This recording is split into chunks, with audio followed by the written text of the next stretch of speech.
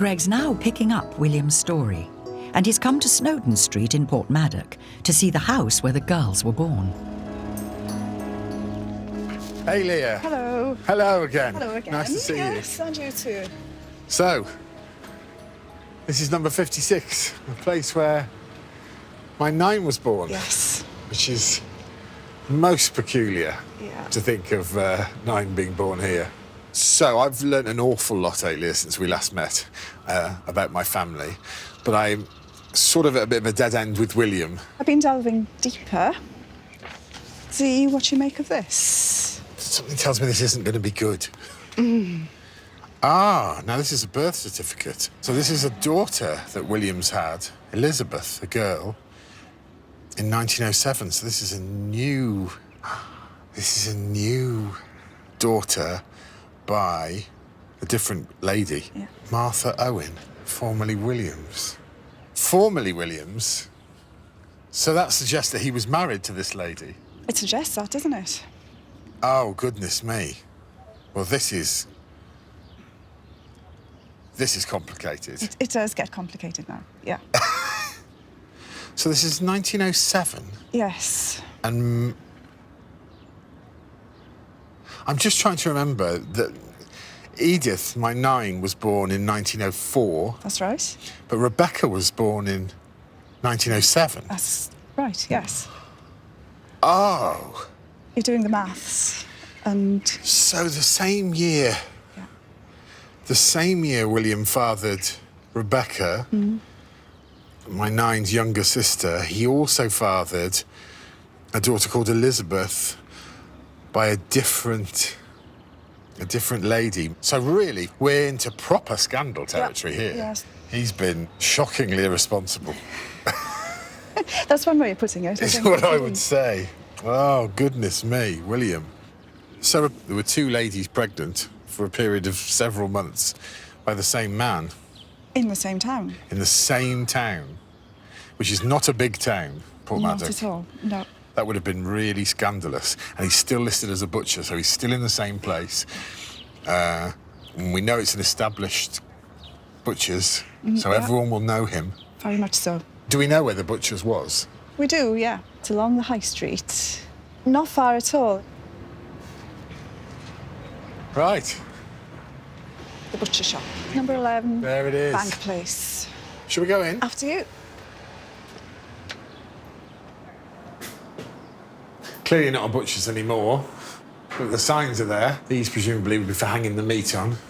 So, dare I ask, Elia, whether you have anything else now we're here and where William worked? I do, yes. I have this document. Well, it's an article from the Cambrian News. Right. And see if you can have a look at this article in the middle there. Lot number 1. Mr. Henry Roberts is instructed by the representatives of the late Mrs. Jones, butcher, to sell by auction at 11 Bank Place. 1907, so the year of this great drama Yes. of William fathering two children by two different ladies. The butcher's shop has been put up for sale. It was owned by his grandmother. Yes, it was his grandparents' business. Yes. His grandmother had only just recently died. And now he's essentially lost his job. Yes. Lost his livelihood. Yeah. So now we know why, in a court case with Elizabeth, he was unable to pay. So it's pretty grim all round, really. I can't imagine, in a small town like this, faced with this situation, what he could do. There weren't many options available to him. He was mentioned again in the local In the news. newspapers. And now this is 3 years 3 years on, later. Yeah. Which Read the means English translation. avoiding payment. In the courthouse on Thursday, Mr. William Owen, butcher from Portmaddock, was prosecuted for not paying maintenance for his illegitimate child in accordance with a court order of May 1907. It was said that the debt was £16 by now, a lot of money. It is. Mr. John Humphreys, for the defendant, said that William Owen had behaved well in the South. He had behaved well in the South. What does that mean, in the South? The South would mean South Wales. Right. So I wonder why he went to South Wales. What led him there? presumably had to flee North Wales and put some space between him and the mess he's created. The bench committed him to prison for a fortnight, so he did go to prison. Blimey. I think what I've got to find out now is where he went in South Wales to get a full picture of what happened next.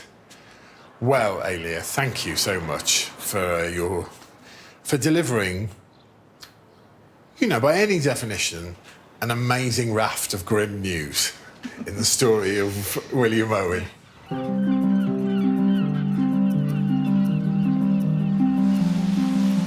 Greg has discovered that by 1910, his great-grandfather William had left Portmaddock.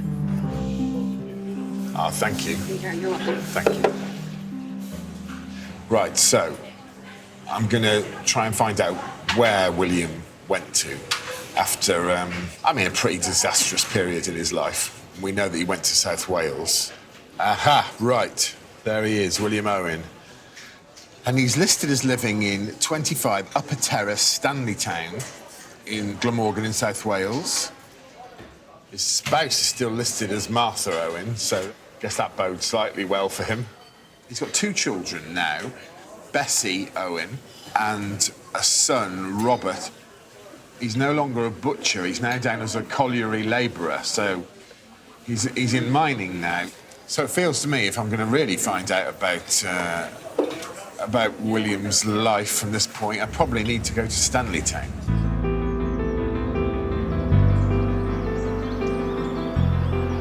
The thing that strikes me is what a long distance it is, even in a modern car. It's going to take the best part of 4 hours. And of course, William would have been, presumably, travelling by horse and cart. I can't shake the idea that William may have been taking his family away from the chaos he's caused in North Wales.